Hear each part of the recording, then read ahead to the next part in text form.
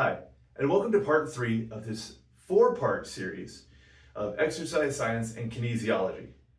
In part 3, we're going to be talking about the feet, legs, and core of the body to help us tie into the push and pull muscles of the upper body that we discussed in video 1 and video 2. So let's go ahead and get started. Looking at the lower body, we're going to call this legs. In this example, I'm going to be drawing our guy or our model in a half and half kind of position. We have a back and we have a front. The really neat thing that I find about the lower body is that it's built in mirror reflection to the upper body. So as we have already gone over the pec major, pec minor, deltoid, bicep, tricep, and forearm video 1 and 2, today we're going to be talking about the lower body. And we'll notice a lot of similarities. That being that just like we have a pec major and pec minor, we have a gluteus maximus and a gluteus minimus. The gluteus maximus and gluteus minimus are the primary muscle groups of the hips and butt that allow for hip flexion to stretch backwards and position the hips in the forward position. These are very, very powerful muscles and are often underutilized in the deadlift, the RDL, as well as the squat. So we're going to be going over those muscles as well as everything else. As we draw out the remainder of the leg here, you'll notice that we also have the back of the leg, which we would typically refer to as the hamstring, but also known as the biceps femoris, or bicep of the femur. And with our striation lines, we can see that its primary job from connection to insertion is to draw the foot up towards the hamstring. So its line of pull is going this way. Very similar to how the bicep contracts the forearm and hand this way, our hamstring does the exact same. Then we have the gastrocnemius and calf, and it's responsible for ankle flexion, more specifically plantar flexion or calf raises. This is the posterior chain of your lower body.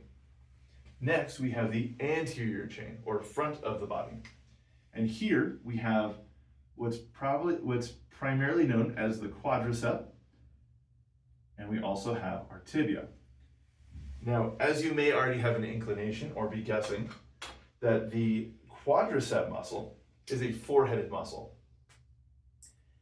and it has multiple parts.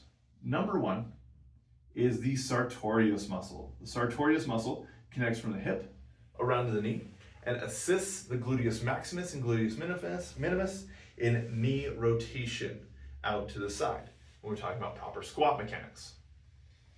We also have the vastus lateralis and the vastus medialis.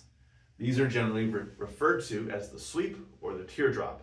The sweep is the outside, the teardrop is the inside. These two muscles are primarily responsible for knee flexion. Think about kicking a soccer ball or walking up a flight of stairs, sitting down. Most of what we have in our current society is chairs that don't require us to do a whole lot of knee flexion past about that 110, 120 degree mark. And once we get to about 90, most chairs stop there. And this is where the vastus lateralis and vastus medialis do their best amount of work. And this is where most of us are really good. The fourth muscle in the quadricep is where typically most of us are lacking, and that being the rectus femoris. The rectus femoris muscle is responsible for lifting the knee. So think about high knees, running bleachers. It's a lot of drawing the knee up instead of bending down. Now the rectus femoris also assists with that deeper point of flexion when we're trying to squat past parallel or our hips below the knee line. So it being strong is very, very important.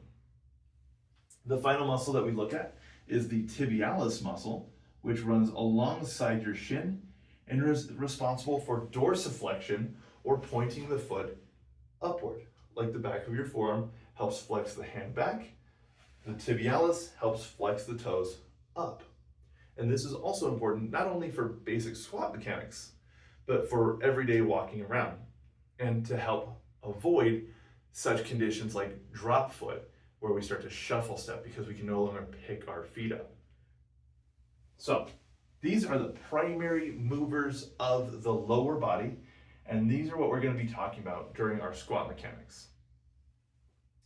So a couple of cues that we want to look at. Cue number 1. Tear the floor. This is one of my favorite cues when coaching clients, because this teaches us how to use the feet when it comes to activating the legs. As we've all known, that when the feet are out of balance, then that travels upward, affects the knees, affects the hips, affects the back, affects the neck, and all the way up that chain. So let's take a look at our feet.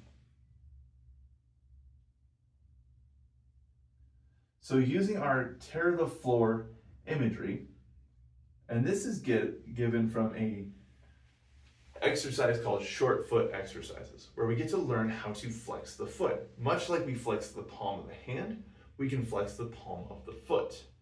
And so in tearing the floor, you'd want to think about, quite literally, trying to take the ground underneath you with your feet and tearing it apart.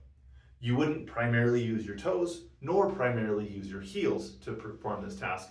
You would want to apply even pressure as hard as you can down to the heel and toe, and allow to drive out without dragging the feet or moving them, having enough pressure where they stay still, but pull the knees outward, giving us a proper squat mechanic, allowing the knees to stay over the toes in alignment. Now, this is not to say that there is poor form when utilizing a valgus knee, and done properly under the guidance of a PT or trainer, this can help strengthen the knee as well. But for generalized performance and function, we want to make sure that the toes and the knees are in alignment and are staying out away from the middle of the body without breaking in towards your center. The second cue is called gas pedal. Gas pedal is simply an indicator of how to apply pressure to the heel or toe, and that will dictate if we're going to be using more quadricep or hamstring and glute. So as an example, if we were to draw a line through the arch of the foot, or what we found out in our video number 2 is the frontal plane, we would notice that if I put more pressure into my toes, I'm going to be getting more quad activation. If I put more pressure into my heels, I'm going to get more hamstring and glute activation. Why is this important? This is important for a very simple reason: balance. Not only your balance, but making sure your muscles are being trained in balance and we don't become overly hamstring or glute dominant, nor overly quad dominant. Secondarily, this does have a benefit when we look at leg exercises. If I press very highly into my toes and I'm very toe heavy, this nets me a benefit of creating greater range of motion, but at the cost of my power. You'll notice this when we go to pick up something off the ground, or we're doing anything like picking up Legos from our children on the floor, then our heels will inevitably come up if we don't have great mobility, and we'll be really heavy into our toes, but we'll be really close to the floor kneeling. You'll notice if you're in this position for any long period of time, that you'll generally have a little bit of a hard time getting out of that position, getting those knees unbent and standing up properly again. We can also notice that there can be a lot of pressure in the knee when using this toe heavy motion. Not to say it's a bad thing, but again, we're just speaking in generalities here. There's a lot that the toe forward can net us as benefit, but this is generally what happens. We increase our range of motion, but we lose on power. As I drive more into the heels, I'm going to have a greater sense of power. Think about a box jump would be a very good example of loading into the heels, therefore the glutes and hamstrings, before we jump. So I'm going to net a greater sense of power. However, I'm going to lose range of motion as a cost.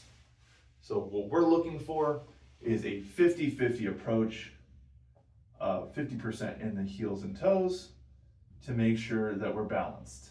Unless indicated in an exercise program otherwise, try and follow this and you'll see a lot of great results.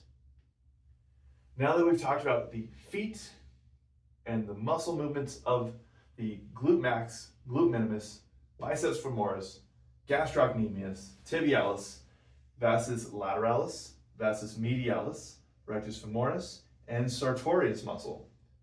We're going to be moving to the core and creating a better understanding of how the legs and the upper body meet. We'll do that in part 4 of this video series, as well as we'll be talking about RPE. So thank you for watching. I'll see you in part 4.